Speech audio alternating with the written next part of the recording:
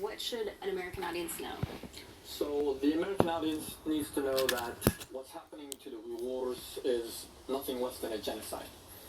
The Chinese government in recent years has locked up millions of people in concentration camps and prisons and using them as slave labor to, working as slaves on cotton fields, to working, in factories producing products that are then sent here to the United States for consumption by the American consumers. So, in terms of the people themselves, this has been going on for some time, but has been getting worse under. And what have you seen from President Trump? Because President Trump has had a very aggressive posture toward China. Is it actually getting worse?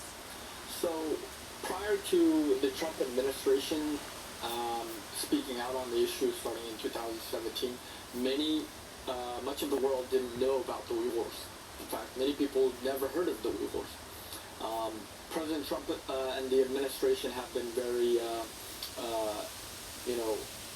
that have been raising the issue nationally and internationally.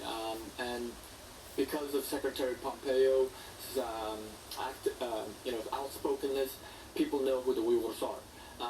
This obviously, has angered China, but things have not gotten any better.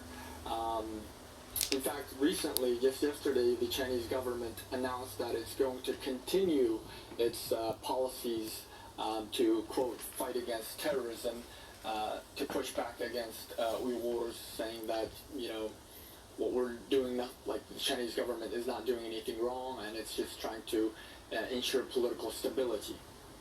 And what about the Joe Biden administration? What have you heard? What do you expect to see there?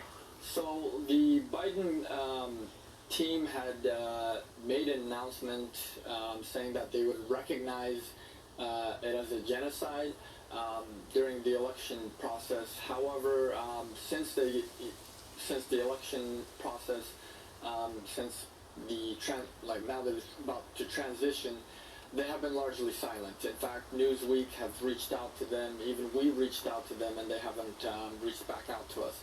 So we're deeply concerned that they might reverse, the policies that the Trump administration has done, and that they might take the same position as the Obama administration, which is a position of just silence.